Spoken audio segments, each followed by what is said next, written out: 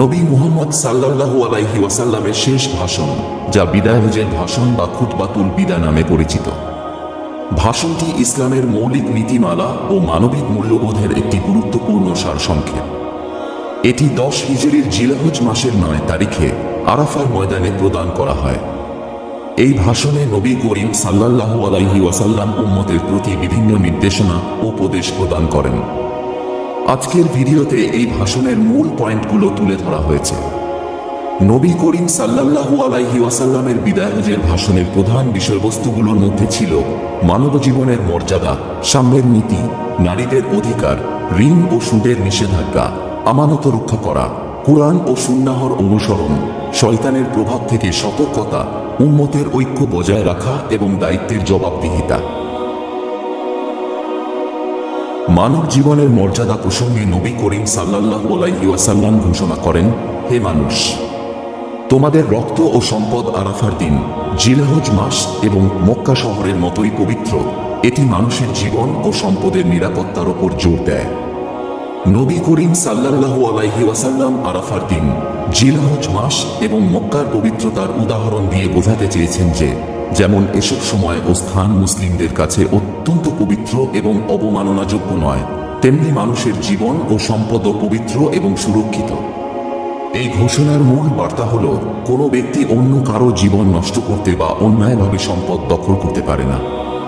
এটি মানব জীবনের প্রতি পরস্পরের দায়িত্ববোধ এবং সম্পদের প্রতি সম্মানের গুরুত্বকে বোঝায়। সাম্যের নীতি প্রসঙ্গে তিনি বলেন, তোমাদের প্রভু এক এবং তোমাদের পিতা আদমও এক।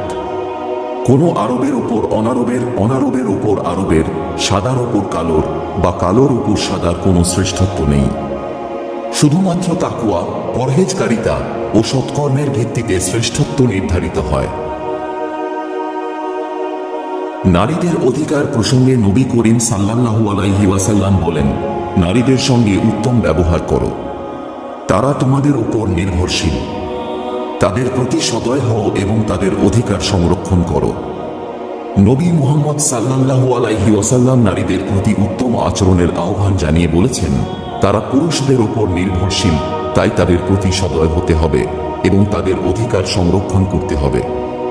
এই নির্দেশনার মাধ্যমে তিনি নারীদের সম্মান, সুরক্ষা এবং তাদের প্রতি ন্যায় বিচার নিশ্চিত করার উপর জোর দিয়েছেন, যা পরিবার ও সমাজে নারীদের মর্যাদা ও অধিকার রক্ষার একটি শক্তিশালী বার্তা প্রদান করে।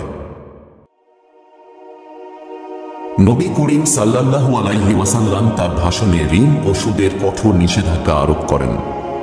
তিনি সুদ সম্পূর্ণরূপে হারাম ঘোষণা করেন এবং জাহেলিয়াতের সময় থেকে প্রচলিত সমস্ত সুদ বাতিল করেন। উদাহরণস্বরূপ, তিনি নিজের চাচা আব্বাস ইবনে আব্দুল মুত্তালিবের সুদকেও বাতিল ঘোষণা করেন, যাতে সমাজে এ বিষয়ে পরিষ্কার বার্তা যায়। এই ঘোষণার মাধ্যমে ইসলাম এমন একটি অর্থনৈতিক ব্যবস্থা প্রতিষ্ঠার আহ্বান জানিয়েছে, যেখানে শোষণমুক্ত, ন্যায়বিচার ভিত্তিক এবং সাম্যপূর্ণ লেনদেনের পরিবেশ নিশ্চিত করা যায়। এটি অর্থনৈতিক শৃঙ্খলা ও সামাজিক শান্তি বজায় রাখার জন্য একটি মৌলিক নির্দেশনা। আমানত রক্ষা প্রসঙ্গে নবী করিম সাল্লাল্লাহু আলাইহি ওয়াসাল্লাম বলেন, তোমাদের কাছে যা আমানত রাখা হয়েছে তা তার প্রাপকের কাছে ফিরিয়ে দাও। এটি শুধু সম্পদের ক্ষেত্রে নয়, বিশ্বাস, দায়িত্ব এবং প্রতিশ্রুতির ক্ষেত্রেও প্রযোজ্য। আমানতের খেয়ানত শুধু মানুষের সঙ্গে নয়, আল্লাহর সঙ্গেও বিশ্বাসঘাতকতা। সুতরাং প্রতিটি আমানতই আমাদের জন্য একটি পরীক্ষা, একটি সুযোগ, যেখানে আমরা প্রমাণ করতে পারি যে আমরা সত্যিকারের সৎ ও বিশ্বস্ত। কুরআন ও সুন্নাহর গুরুত্বকে নবী করিম সাল্লাল্লাহু আলাইহি ওয়াসাল্লাম তার ভাষণে গভীরভাবে তুলে ধরে বলেছেন, আমি তোমাদের মাঝে এমন কিছু রেখে যাচ্ছি, যা যদি তোমরা দৃঢ়ভাবে ধারণ করো তবে কখনো পথভ্রষ্ট হবে না। তা হলো আল্লাহর কিতাব কুরআন ও আমার সুন্নাহ। কুরআন হলো আল্লাহর বাণী, যা মানব জীবনের সকল সমস্যার সমাধান ও পথ প্রদর্শন করে। আর সুন্নাহ হলো কুরআনের জীবন্ত ব্যাখ্যা, যা রাসূলের জীবনযাপন ও আচরণে প্রতিফলিত হয়েছে। শয়তানের প্রভাব থেকে মানব জাতিকে সতর্ক করে নবী করিম সাল্লাল্লাহু আলাইহি ওয়াসাল্লাম তার ভাষণে বলেছেন, শয়তান এই জমিতে পূজা হওয়ার আশা ছেড়ে দিয়েছে, কিন্তু সে ছোট ছোট গুনার মাধ্যমে তোমাদের বিপদগামী করার চেষ্টা করবে। তাই তার থেকে সতর্ক থাকো। বন্ধুরা, আমাদের সদা সজাগ থাকতে হবে যেন শয়তান আমাদের সঠিক পথ থেকে বিচ্যুত করতে না পারে। নবী করিম সাল্লাল্লাহু আলাইহি ওয়াসাল্লাম তার ভাষণে উম্মতের ঐক্য বজায় রাখা প্রসঙ্গে বলেছেন। তিনি বলেন, তোমরা মুসলমান ভাইয়ের রক্ত বা সম্পদ কোনো অবস্থায় অন্যায়ভাবে গ্রহণ করবে না। দায়িত্বের জবাবদিহিতা নিয়ে রাসূল করিম সাল্লাল্লাহু আলাইহি ওয়াসাল্লাম উপস্থিত সবাইকে জিজ্ঞাসা করেন, তোমাদের কাছে আমার কোনো দায়িত্ব বাকি আছে কি? তখন সবাই সম্মতি জানায় যে তিনি তার দায়িত্ব পূর্ণ করেছেন। অতঃপর রাসূল সাল্লাল্লাহু আলাইহি ওয়াসাল্লাম তিনবার বলেন, হে আল্লাহ, তুমি সাক্ষী থেকো, তুমি সাক্ষী থেকো, তুমি সাক্ষী থেকো। বন্ধুরা, বিদায় হজের ভাষণ হল ইসলামের মূলনীতি ও মানবিকতার সারমর্ম।